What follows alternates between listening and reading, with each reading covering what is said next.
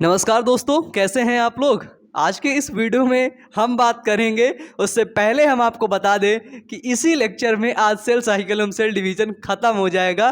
Don't worry, ठीक है, तनिक भी परेशान होने की जरूरत नहीं है। इसी लेक्चर में आज पूरा खत्म होने वाला है।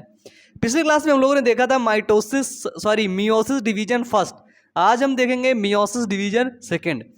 हमने देखा कि मियोसिस डिवीजन सेकंड ये बिल्कुल समान होता है किसके, समसूत्री विभाजन के। तो ये बिल्कुल सिंपल है, बहुत कम समय में ये समाप्त हो जाएगा लेक्चर आपका, ठीक है। मियोसिस डिवीजन सेकंड को हम होमोटाइपिक डिवीजन भी कहते हैं, ठीक है, होमोटाइपिक डिवीजन भी कहते हैं। हाँ, होमोटाइपिक डिवीजन भी कहते हैं। पिछले क्लास में हमने ये स्टेज देखी थी ना, टीलोफेज के जो है लास्ट में, बताइए टीलोफेज में ये स्टेज हमने देखी थी ना। अब इसी के बीच में जो समय बच रहा है उस समय को बोलते हैं इंटरकाइनेसिस। क्या बोलते हैं? इंटरकाइनेसिस। अब इसी सेल में, इन दोनों सेल में क्या होता है, मियोसिस डिवीजन सेकंड स्टार्ट होता है। क्या होता है? मियोसिस डिवीजन सेकंड, यानी कि अर्धसूत्री विभाजन सेकंड स्टार्ट होता है। अर्धसूत्री विभाजन सेकंड, ठीक है। इन दोनों कोशिकाओं में, ये एक अलग कोशिका है, ये भी एक हैप्लॉइड डॉटर सेल है, ठीक है, ये भी एक हैप्लॉइड डॉटर सेल है। यानी कि एक डिप्लॉइड मदर सेल से, द्विगुणित मात्र कोशिका से दो अगुणित कोशिका का निर्माण हो गया मियोसिस डिवीजन फर्स्ट से, ठीक है। अब मियोसिस डिवीजन सेकंड में फिर इन दोनों जो है सेल्स के अंदर मियोसिस डिवीजन सेकंड की क्रिया शुरू होगी। तो मियोसिस डिवीजन सेकंड जब शुरू होगी तो फिर इसमें होता क्या है, बताइए। मियोसिस डिवीजन सेकंड की फिर आप अपनी स्टेज आएगी कौन सी, प्रोफेज, उसको बोलते प्रोफेज सेकंड। फिर आएगी मेटाफेज, मेटाफेज सेकंड। फिर आएगी एनाफेज सेकंड। फिर आएगी टीलोफेज सेकंड। बिल्कुल सिंपल सिंपल है ये, ठीक है। तो प्रोफेज में क्या होता है, ये बिल्कुल लिख लेना, मियोसिस डिवीजन सेकंड बिल्कुल समसूत्री विभाजन की तरह होता है, ठीक है। प्रोफेज फर्स्ट में क्या होता है, अब हम ये देखते हैं। मियोसिस डिवीजन सेकंड की अब ये सेल प्रोफेज फर्स्ट में गई। कहां पर गई? प्रोफेज फर्स्ट में।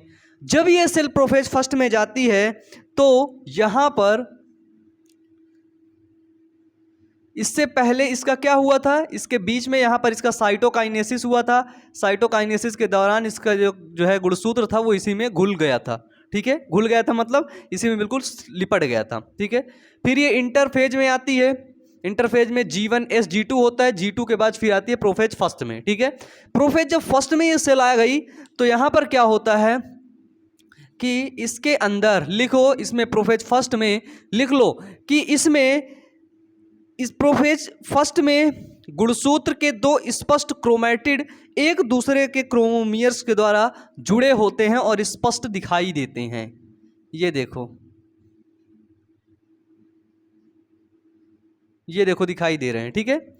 और एक दूसरे के द्वारा किससे जुड़े हैं, तो वो क्रोमोमियर्स से जुड़े हैं, ठीक है। जैसे अगर देखो, अभी सेल बताऊंगा इसमें, ठीक है।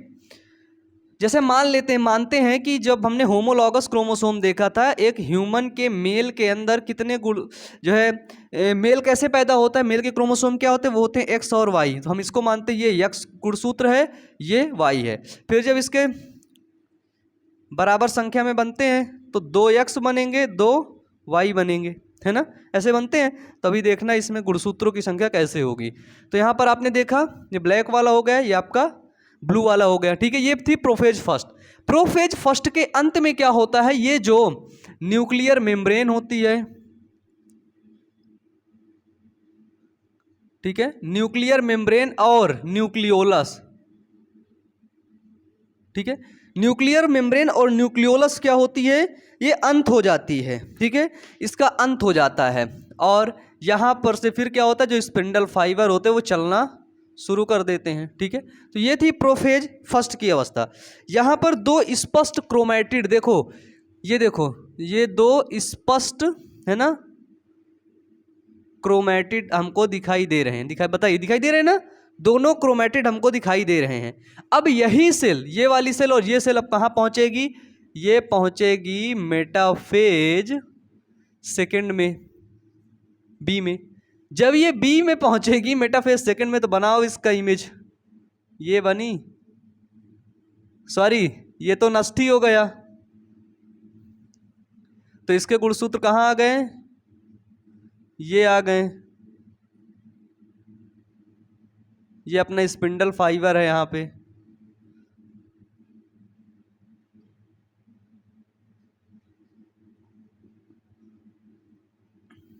यहाँ पर भी बना देते हैं।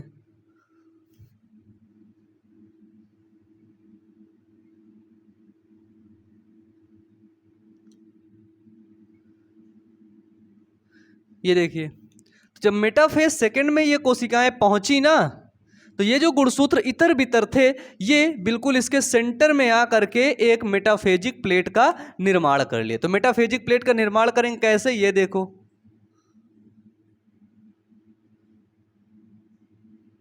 ये देखो, फिर ये जो इतर बितर थे ना, यहाँ पे देखो जैसे थे, यहाँ पर ये एक मेटाफेजिक प्लेट का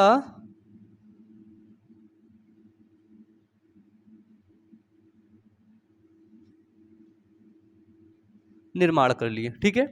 फिर ये जो सेंट्रियोल्स था, इस सेंट्रियोल से ये यहाँ पे फाइबर निकला,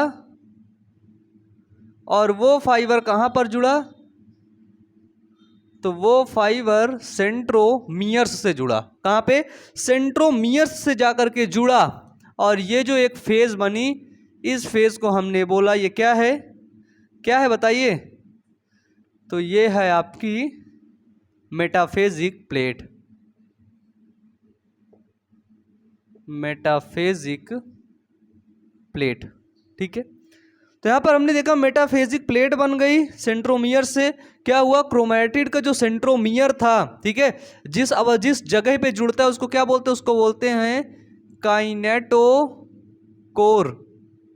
ठीक है। काइनेटोकोर से जाकर के सीधे जुड़ा, ठीक है। सूत्री विभाजन में क्या हो रहा था, एक अर्ध गुणसूत्रण ऊपर चला जा रहा था, एक अर्ध गुणसूत्रण नीचे। तो फिर इसमें क्या होता है, प्रोफेज हो गया, मेटाफेज सेकंड हो गया, मेटाफेज के बाद आता है टीलोफेज, ठीक है।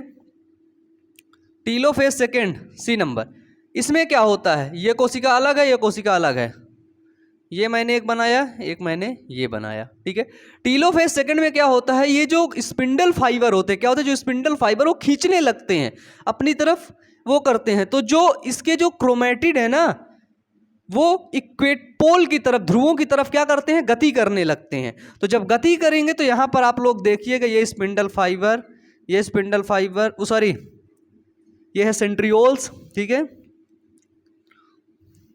अब यहां पर इसने खींचा,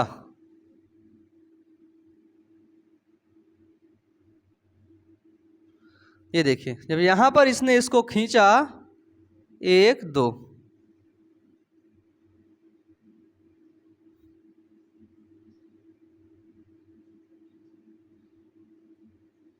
ये देखिए, ठीक है। यहां पर यदि देखिए,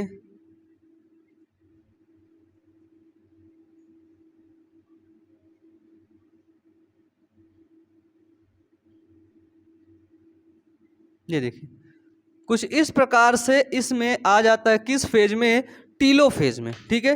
टीलोफेज में क्या होता है, अर्ध गुणसूत्रण, ठीक है, अर्ध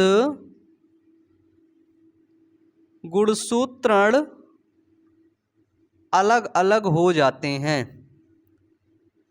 ठीक है। जो अर्ध गुणसूत्रण होते हैं, जो क्रोमैटिड होते हैं, ठीक है, क्रोमैटिड अर्ध गुणसूत्रण, वो एक दूसरे से अलग हो जाते हैं और कोशिका के विपरीत ध्रुवों की ओर चले जाते हैं, ठीक है। क्या होता है, कोशिका के विपरीत ध्रुवों की ओर चले जाते हैं। ये हुआ टीलोफेज सेकंड में।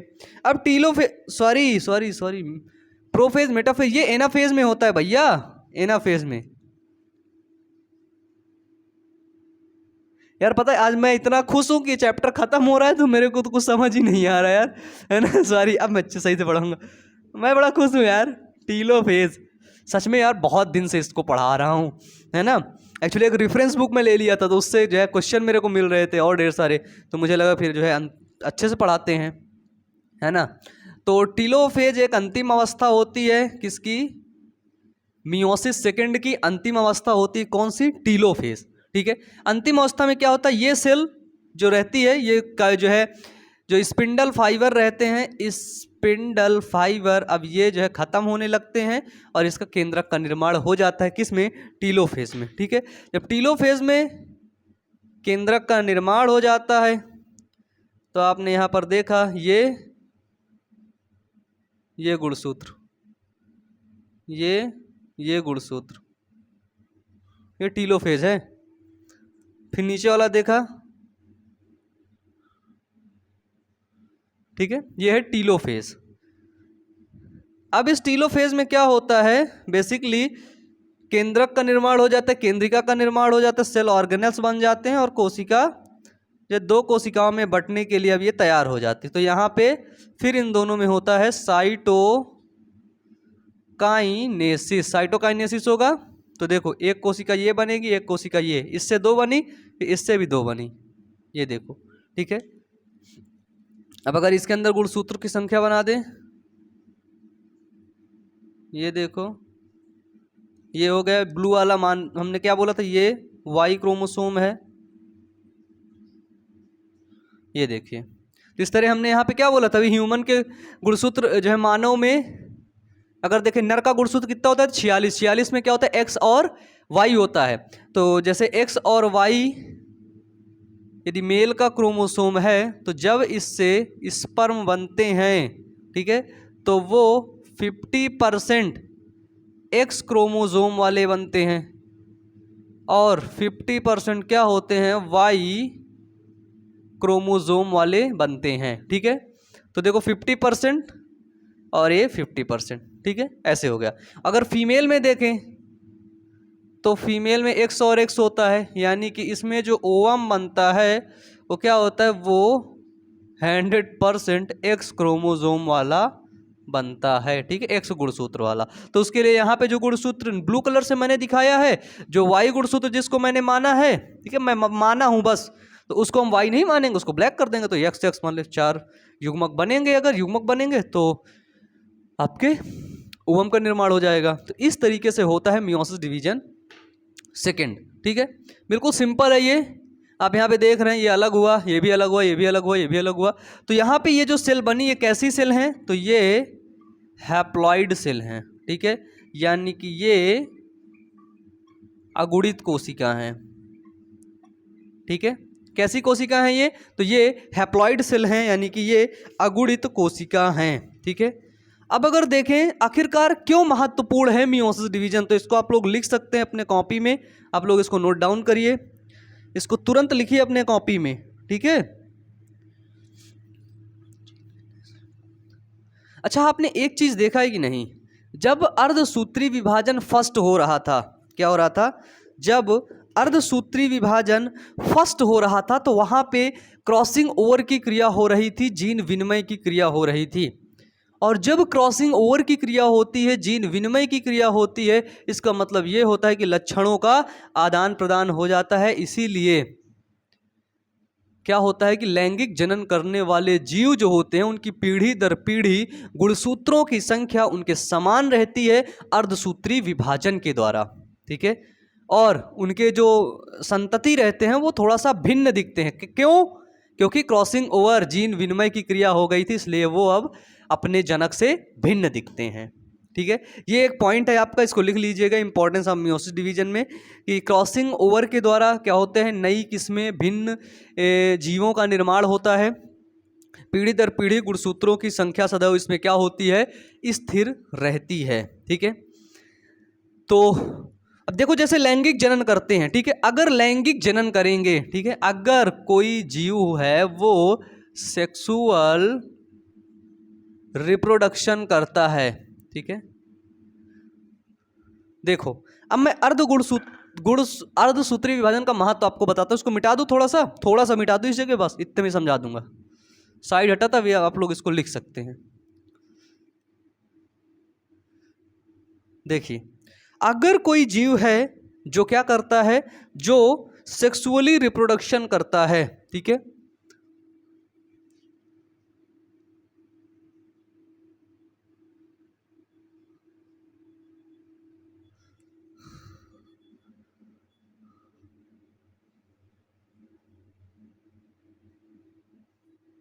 जो सेक्सुअल रिप्रोडक्शन करता है, तो जाहिर सी बात है इसमें नर व मादा अलग अलग होते हैं, मेल अलग होगा, फीमेल अलग होगा, ठीक है।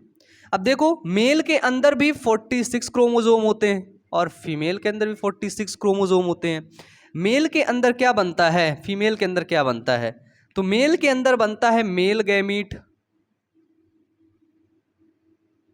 और फीमेल के अंदर बनता है फीमेल गैमीट, ठीक है।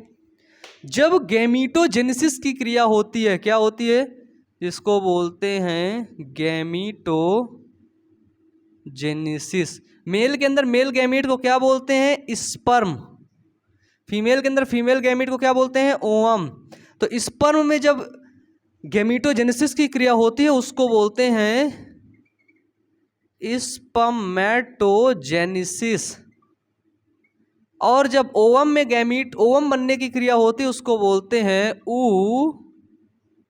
ooजेनेसिस, है ना। क्लास 12th बायोलॉजी में आपने human reproduction, class 12th biology है ना, 11th 12th में मानव जनन जब आप पढ़ेंगे तो वहाँ पे आपको पढ़ने को मिलेगा गैमीटोजेनेसिस क्या होता है, ooजेनेसिस क्या होता है। क्लास 12th बायोलॉजी का जो नया बैच है इस बार का, उसमें मैं इसको पढ़ाया हूँ बहुत डिटेल से, ठीक है।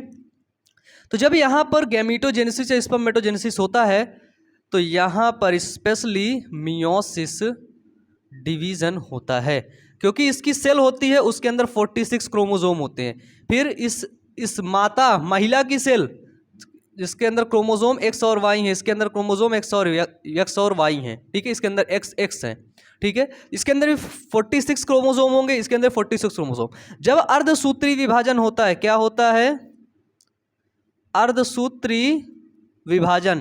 तो अर्धसूत्री विभाजन के बाद जो 46 क्रोमोसोम एक्स वाले रहते हैं और इसके अंदर जो एक्स वाले क्रोमोसोम रहते हैं वो अर्धसूत्री विभाजन के दौरान युग्मक बनते समय अलग अलग हो जाते हैं, ठीक है। यानी कि देखो ये 46 गुणसूत्र थे, ठीक है। 46 का एक एक्स इसमें आ गया, एक एक्स इसमें आ गया, एक्स वाई थे ना, मेल एक्स वाई, एक एक्स इसमें आया, एक वाई इसमें चला है, फिर एक एक्स इसमें आया, एक एक्स इसमें आया, एक पोलर बॉडी के रूप में खराब हो जाती है, एक ही आगे जा करके काम करती है अपना। 46 थे, 46 का आधा हो गया, यानी कि 23 गुणसूत्र इसमें आ गए और 23 गुणसूत्र इसमें आ गए, ठीक है। ये क्या बना? तो ये बना ओवम, जिसको बोलते हैं अंडाणु। ये क्या बना? ये बना स्पर्म, ठीक है। तो अगर अर्धसूत्री विभाजन ना होता, अगर मियोसिस डिवीजन ना होता तो ये 46 क्रोमोसोम ही जाते, 46 इसमें आता, 46 इसमें, 46 इसमें, 46 इसमें, तो 46 आपस में मिलता। अब देखो ये आपस में मिलेंगे, इसका यक्स क्रोमोसोम अगर इसके यक्स से मिला तो यक्स बना लिया, यानी कि फीमेल बना लिया, एक बच्ची पैदा कर दिया, छोटी सी प्यारी सी बच्ची, है ना। अगर इसका वाई क्रोमोसोम इसके यक्स से मिला तो यक्स वाई यानी कि मेल पैदा कर दिया। इसलिए लड़का और लड़की पैदा होने के लिए जिम्मेवार कौन होता है? वो होता है नर। कौन होता है? नर। क्योंकि नर जिस प्रकार का शुक्राणु भेजेगा उसी प्रकार का बच्चा बनेगा, है ना। कुछ रूरल एरिया में आज भी, है ना, क्या होता है कि वहाँ पर अगर लड़की पैदा हो गई ना तो उसको बहुत जो है वो माना जाता है कि भाई ये तो अपशगुन है ना। तो इसलिए ये कोई अपशगुन अगुन नहीं है ना। क्रोमोसोम के हिसाब से यदि समझोगे तो भाई तुम्हारे जो है जो मेल है, पुरुष है, उसके क्रोमोसोम एक्स और वाई होते हैं। अगर वो एक्स गुणसूत्र वाला शुक्राणु जाएगा तो जाहिर सी बात है एक्स और एक्स मिलकर के लड़की का निर्माण करेगा, और अगर वाई गुणसूत्र वाला जो शुक्राणु है वो जाएगा, अंडाणु से मिलेगा, तो एक्स और वाई लड़का बनाएगा। अब बोलोगे भैया लड़का पैदा होने के चांसेस कब ज़्यादा रहते हैं? जब वाई गुणसूत्र वाला शुक्राणु तगड़ा हो, अच्छा हो, स्वस्थ हो, हेल्दी हो, सबसे ज़्यादा एक्टिव हो, तब वो जाकर के फर्टाइल कर देगा, एक्स और वाई मिल करके लड़का बना देगा। और अगर वाई वाला जो गुणसूत्र है, क्रोमोसोम है, वो एक्टिव कम है तो नहीं फर्टाइल कर पाएगा, फिर लड़की बन जाएगी, एक्स और एक्स बन जाएगी, ठीक है, क्वीन बन जाएगी। क्या? क्वीन, जिसको रानी बोलते हैं, है ना, प्रिंसेस। मेरी छोटी सी बहन है एक, अभी लवी, जैसे आप लोगों ने देखा होगा, लवी को जानते होंगे कुछ लोग, बायो अमन जो ब्लॉग चैनल है उस पर मैं वीडियोस डालता हूँ। सच में इतना मेरे को बच्चे इतने प्यारे लगते, मैं भाई बता नहीं सकता। मेरे को जहाँ भी बच्चे मिलते हैं मैं उनके साथ खेलना शुरू कर देता हूँ, है ना। तो चलिए आपका चैप्टर समाप्त हुआ सेल साइकिल एवं सेल डिवीजन। बहुत ही जल्द हम नेक्स्ट चैप्टर स्टार्ट करेंगे, तो नीचे कमेंट बॉक्स में कमेंट करके जरूर बताइएगा ये वीडियो कैसा लगा। तो मिलते हैं नेक्स्ट क्लास में। धन्यवाद दोस्तों।